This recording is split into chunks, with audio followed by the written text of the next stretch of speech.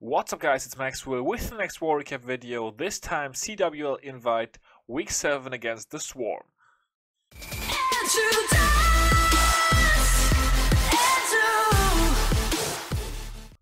Alright, here we go.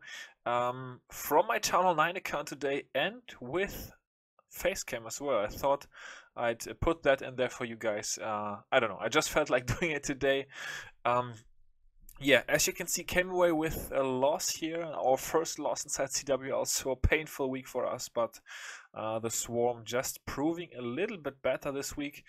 Still, we're gonna do it the usual way. Start at the very bottom with Town Hall 9 attacks, and we're actually gonna start almost at the very bottom today at number 39 with Vieto coming in here. Pretty good attack over here, and then we are gonna move our way up to the 10s and 11s as usual. Yeah, you guys saw it, 109 to 111, so low scoring war as well for both teams, but that's of course got to do with base building and all that stuff. So yeah, that's usually how it is in other sports as well. Whenever you've got two good teams going at it, you don't often see high scores, so that's also why this war was such a low scoring war. Yeah, not many 10v10s, tough bases on both sides. I can already say we had 2 10v10s, they had 3, so yeah, low scoring war was pretty much the theme, but we actually knew it was going to be like that even before war started, because Swarm, of course, pretty good bases, and we also had some decent bases. Been spending a lot of time base building for this war actually, so yeah, there you go. And what I really liked about this attack was that Vieto here sent in some loons and lava hounds in front of his queen, so that way he kept the queen alive and actually had her loop around the entire base here and do some nice cleanup around the outside. Thought that was a pretty good touch. So, and also Vieto hasn't been in a recap in quite a while, so yeah, I thought I'd throw him in here today. If you guys are not familiar with this, Vieto used to do recaps himself in German, but he sort of stopped doing that now.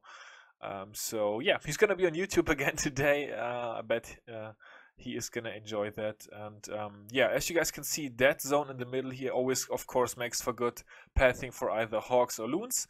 With the clan castle in the middle, there's nothing that's gonna go over there from the defensive targeting troops. And that way it was, yeah, some nice pathing for his Lalo here. Could have sent in some loons late from the outside, but all good. He had enough loons left. And take a look, guys. That's what I said. The queen surviving the entire raid there at the bottom. Just because he started the Lalo in front of her, kept her alive. And yeah, that was definitely pretty good touch there by Vieto. Up next is going to be, I'm just, by the way, in case you guys are wondering why I'm always looking to the side. Of course, you don't see that whenever I record without Facecam. That's where my sheet of paper usually lies here, where I have my notes written down. So I'm just, and most of the times I'm just looking over there, checking what the next tag is going to be, and it's actually going to be another Rob Fighter 1. Could not keep him out of this recap. He's in a lot of recaps as he usually 6-packs, and he did that again this war. And with the Stoned Hobo, and there's also an aspect to this attack that I really like. We're gonna get to that a bit later.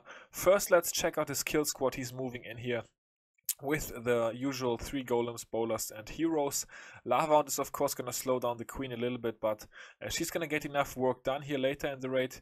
Yeah, so guys, whenever I show Town Hall 9 attacks, I always try to pick some that you guys can learn something from. Maybe we've got some people watching that are not perfect Town Hall 9 attackers yet. Well, to be honest, most people aren't, of course.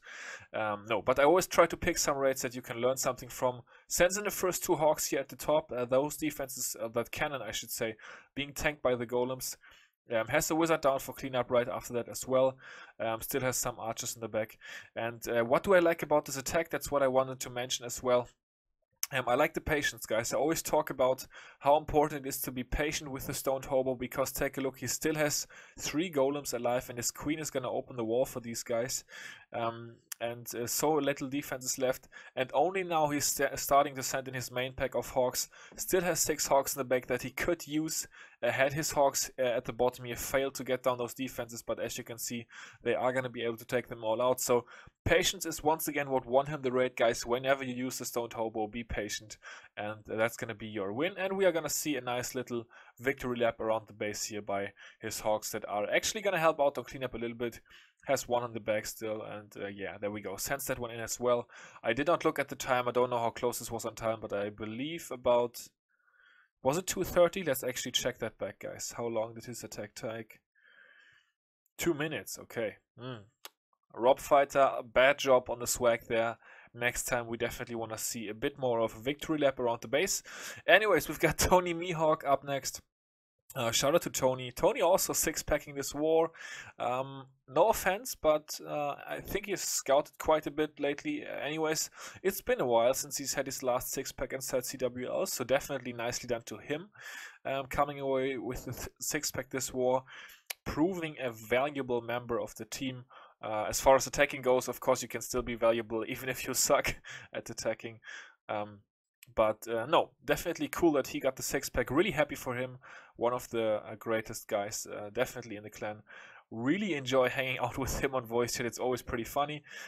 Anyways, we've got a couple loons that were meant to help out with this Tesla here. Take a bit of damage away from Queen, but the Tesla did go down. Loons take out that cannon there, and he's actually gonna let his Queen die over there, just to keep the Lava Hound alive, of course. That's never a bad thing whenever the Lava Hound accidentally comes out of the clan castle. Now moves in with that rage spell and the double skelly kill on the enemy Queen. And yeah, pretty clean pathing, pretty clean attack after that. Nice heal spell right in the core there as well. With those damaged loons, tough words, and the wizard tower close. He's gonna use that heal spell to soak up a couple of those red bombs. And yeah, the base doesn't have enough left to defend against this attack. Still more and more loons being sent in. Nice lava pop over there, cleaning up the laboratory as well.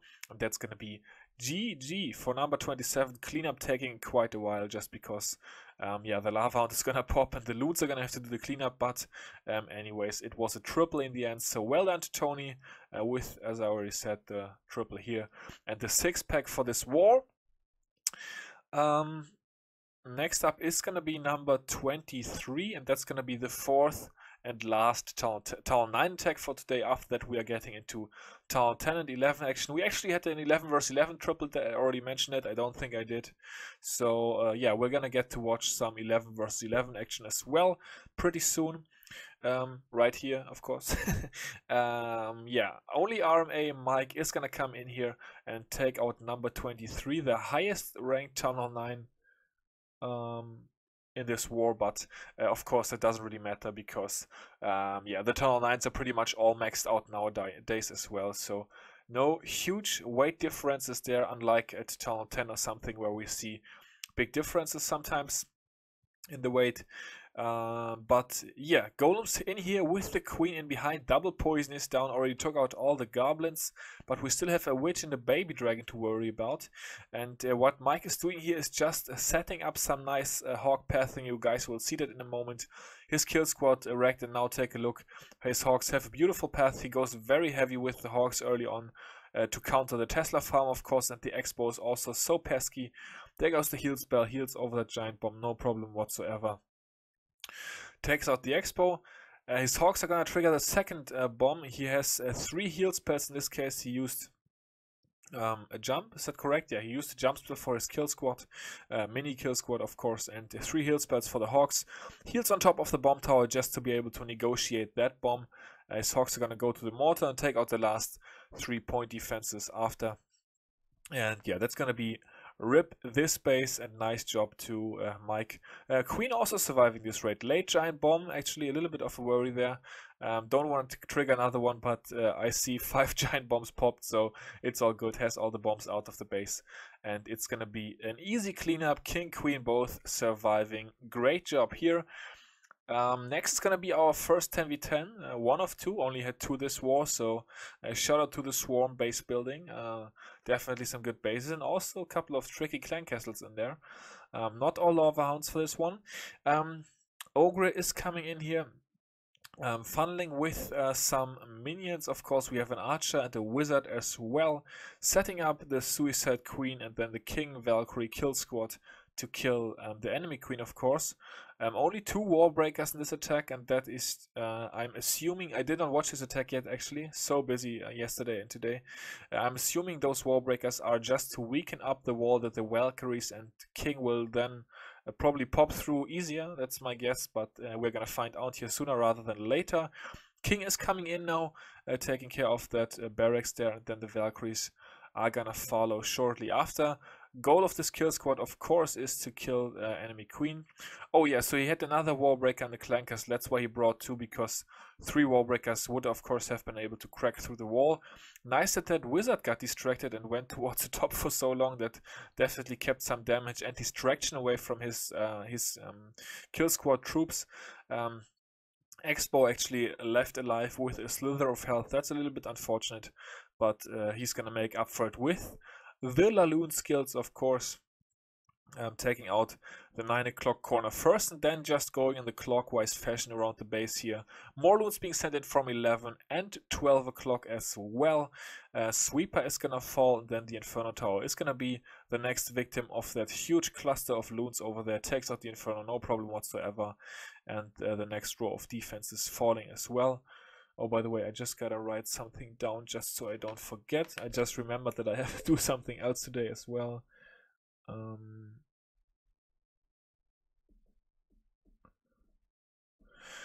So I'll message those guys. Alright, so attack already over, guys. Let's go to ×4 speed. Nice amount of cleanup. Lava on the side there. Yeah, I guess we don't have to watch the cleanup. Nice job to Ogre, and the second 10v10 came on base number 6. So the highest ranked Town Hall 6 in this war. And Valentine once again getting a 10v10, taking care of number 6.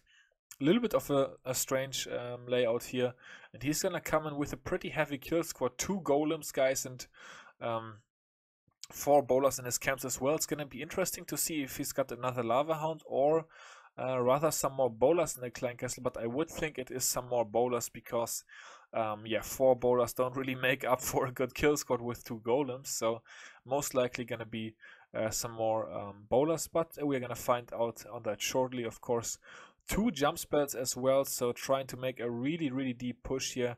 Queen, meanwhile, is gonna charge this bottom air defense here without any help, just couple wall breakers, couple funneling troops, no healers or whatsoever being used. And there goes the first golem, there goes the second golem, and we are gonna have couple bowlers coming in afterwards. Jump spell is gonna be placed soon. The first jump spell, of course, there we go. Some more bowlers, and yes, clan castle bowlers as well. That's what I thought. Queen even gets another wizard tower out of the way, so great job, Queen. She's gonna clear a couple trash buildings and then die after. Poison spell is down for the loon. Is the king gonna have a bomb dropped on him? Yes, unfortunately he is, but still his kill squad's gonna wreck. The double jump is able to kill enemy queen, of course, and then we've got the mini Lalo with 1 hound, and there was 15 balloons in there originally to take out the rest of the space. Bowlers wrecking the third air defense. It is down, and at this point in time it's just about how much more can the kill squad even get. So much value here. No spells for the Laloon portion of this raid, but of course only some perimeter defenses left, so doesn't really need any spells to push deeper into the base wall. That the sun just absolutely so much sun in my room. I'm only seeing that in the face cam. I didn't have that before. Alright, so yeah, the rest of the attack is gonna take a while here because yeah, no haste spells or anything left to speed along his troops, but no air defenses left either, so it's all good. He's got it in the back. Lava Hound is gonna actually die there, and then maybe a bit early with his backhand loons. Anyways, it's gonna be a triple, so it's all good. The Lava Hound in the middle of the base, posing a little bit of a threat, but looks like all the trash buildings are gonna go down before the minions and lava pups are gonna be able to reach the enemy lava hound, and yeah, that one is not gonna pop. So good job here to Valentine. That's moving us on up to tunnel 11 action, and 10 versus 11 first and 11 versus 11 after. You guys are already seeing it. Their number 3 crews actually fell to one of our Tunnel 11s, so we're gonna check that out to cap off this video. First though, we are gonna have Elle coming in with the 10 versus 11, 61% 2-star. 2 loons with the haste spell there for this Archer Tower, just of course to pick up a couple of percentage points over at 11 o'clock. That's working nicely. Some more loons here at the bottom, this time without the haste spell, but they only need to take out the mortar and the Tesla. No black bomb over there, so no worries. Some more loons for that Archer Tower, and that's gonna free up a whole host of percentage points, and yeah, have him able to take out I think about 15% already before he even starts his main attack, so that's definitely nice because you don't have to worry that much about percent. Up next, he's gonna kick off with the Queen Walk. There we go, Queen is in with the healers being placed at 3:30.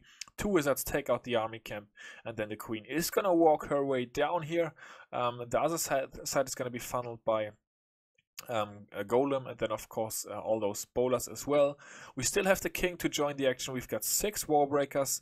Their goal is to break this wall here, and then he's gonna have a jump spell to breach the other 2 walls. There goes the golem. It's gonna tank the warden as well as the archer tower, and bowlers being sent on the outside are gonna funnel those buildings for all the bowlers to move closer and closer towards the core. Wall breakers now in, spammy deployment on the wall breakers. Clan Castle has witches, a baby dragon. The initial wall is open. There goes the jump spell already, allowing access. The enemy heroes are actually nicely going to draw his troops towards the core here. That's going to be really good, working out really nicely. There goes another rage spell. No heal spell needed, of course, because the healers switching to the kill squad are going to heal up everything. Inferno Tower is frozen, so all the bowlers can be healed. They are absolutely decimating the core here. Very nice job by Elle, aka Mario, taking out the middle of the space. But 2 Inferno Towers and all the expos after are gonna be too tough to get through, so the Queen is eventually going to die. Skeleton traps also so pesky, but yeah, very nice hit here, 61%. That's a very solid attack on number 4.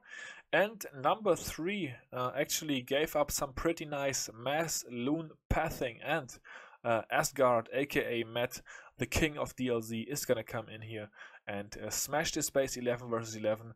Starts off with the suicide heroes.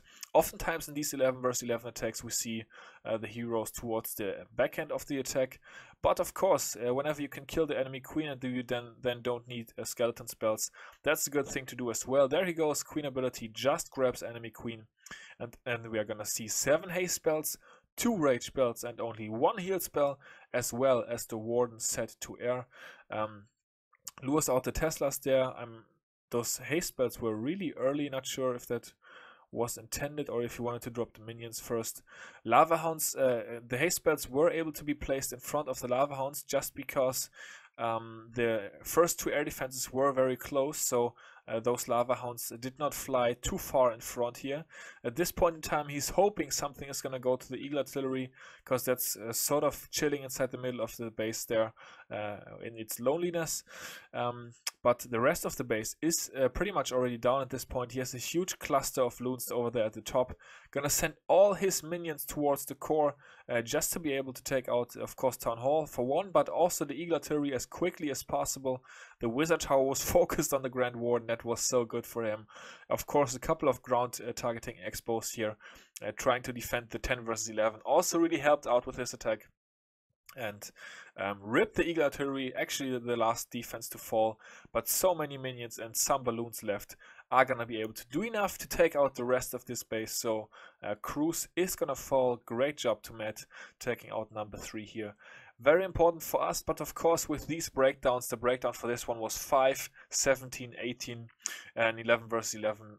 Only brings you a percentage advantages, counts the same as a 10 a town 10 tripled or an 11 versus 10 dip as far as stars go. So yeah, anyways, as you can see, we took out all the tunnel 11 bases. 1 3-star, all the rest 2-star. Then of course 10s were not cleared, not even close, with so many 10s in. The swarm 2-star all our 11s, 10 versus 11 style. 3-star a bunch of 10s, but of course also left quite a few 10s on the board. As I already said, it's impossible to 3-star all the town 10s pretty much in such a war. You'd have to have really weak bases to pull off like 5, 6 10v10s to do that, but no team able to do it this time. Stats for this war, 11 versus 11. We went 1 out of 1, so 1 attempt and it was successful, as you guys saw. The swarm did not go 11 versus 11. The dips, 11 versus 10. We went 8 out of 9, they went 10 out of 10, so perfect dips for the swarm. Shout out to their 11s. 10 versus 10, we had 2, they had 3, so a low amount of 10 versus 10s because of the good bases. And 10 versus 11, both teams with an equal performance, both teams needing 12 hits to take out the enemy turn 11. So yeah, there you go. That's your war. Shout out to the Swarm, War of the Week, War of the Undefeated teams. Those guys are still undefeated, so they have an even bigger target on their back now, able to overcome us. Of course, a little bit painful for us to lose. Definitely did not want to lose the streak, but in the long run, it's not really going to matter. We should still be able to make the playoffs, and then is, of course, when it really counts, but maybe I'm just saying that because we lost. Anyways, no hard feelings. The Swarm, awesome guys over there. I know that our co-leaders had quite some contact with them previously and also after, so good sportsmanship. We like those guys. They are awesome, and we really enjoyed the war, all the hype. It was really fun to be in. And yeah, that's gonna wrap it up for this recap video, guys. Hope you enjoyed it. Until the next one, I will see you all later. Peace out.